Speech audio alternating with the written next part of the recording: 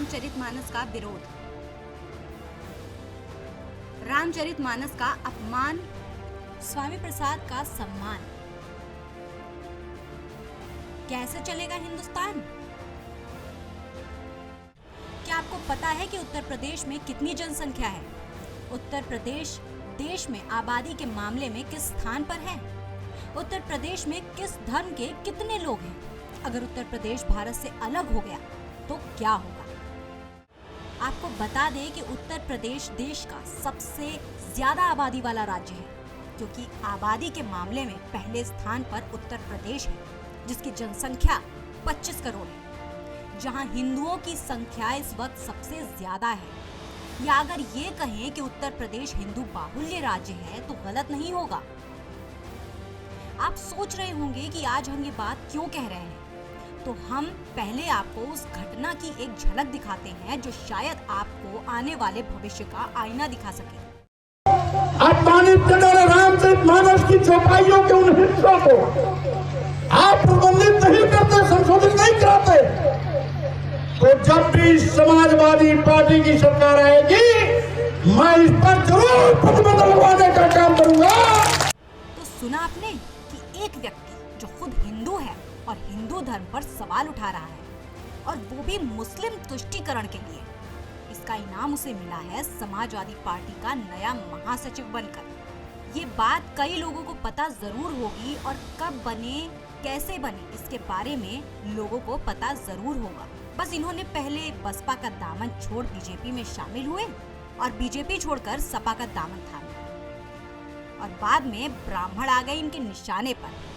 स्वामी प्रसाद मौर्य ने कहा कि रामचरितमानस दलित और नारी विरोधी है। उसके बाद इनके समर्थन में सपा नेता ब्रजेश प्रजापति ने इनका समर्थन किया, और सपा प्रमुख अखिलेश यादव ने पहले तो इसे इनका निजी विचार बताया, फिर देखते ही देखते उन्हें पार्टी के राष्ट्रीय महासचिव की गद्दी दे दी।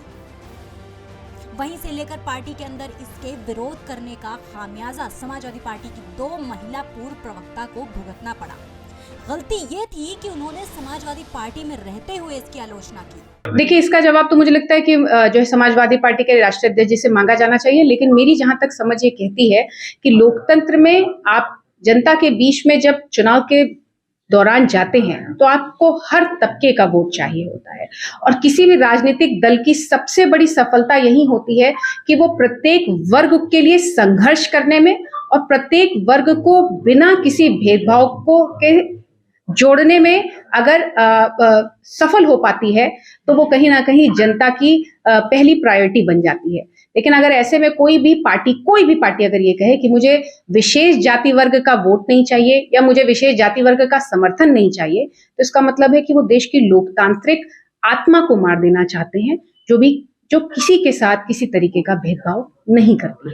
उस राज्य में, उस देश में जो सनातन धर्म और सनातन संस्कृति का प्रमाण है, वहाँ रामचरितमानस का विरोध होना मतलब सनातन धर्म के विरोध होने के बराबर है।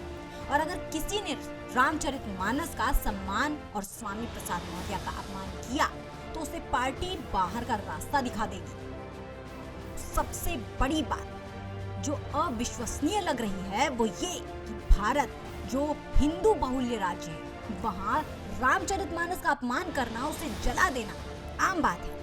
और अगर गलती से आपने किसी और धर्म या संप्रदाय पर उंगली उठा दी तो फिर तो आप घर से बाहर निकलने का सपना देखना ही भूल जाइएगा।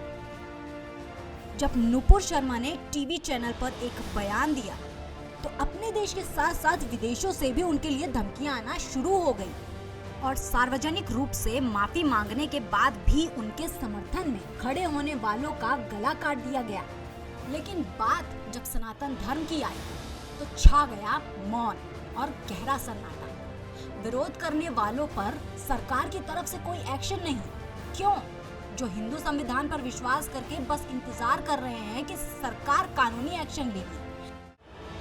क्या वो इंतजार अब इंतजार ही रहेगा? क्या कानून के हाथ और संविधान की बात अब झूठी लग रही है? क्या राम राज्य में राम पर सवाल उठाना अब आम हो गया है? जो सुप्रीम कोर्ट पैगंबर पर नुपुर की टिप्पणी को गलत बताकर ये कहता है कि तुम्हारी वजह से देश में बवाल हुआ है और इसकी जिम्मेदार तुम हो, तो वही सुप्रीम कोर्ट आज हिंदू धर्म के अपमान पर आंखें मूंदे बैठा है। ऐसे ही कई सवाल हैं जो अब सिर्फ सवाल बनकर रह गए हैं। वहीं ये कहना कि आने वाले समय में अगर समाजवादी पार्टी सत्ता में आई तो क्या सच में मानस की चौपाइयों को हटाया जाएगा? क्या हिंदू धर्म का ऐसा ही अपमान होता रहेगा? क्या रामायण महाभारत का अपमान होता रहेगा? वो भी सिर्फ इसलिए कि राजनीति में सत्ता पाने के लिए अपने ही हिंदू भाइयों में जातिवादी का जहर घोलकर नफरत पैदा कर उन्हें बांटा जा रहा है। क्या हिंदू की सहिष्णुता का फायदा तो नहीं उठाया जा रहा? अगर हिंदू प्रतिरोध नहीं करेगा तो कहीं इन राजनीतिक गिद्धों की वजह से कहीं उत्तर प्रदेश सच में मिनी पाकिस्तान न बन जाए। न्यूज़ वॉच इंडिया के लिए ब्यूरो रिपोर्ट के साथ पूजा उपाध्याय।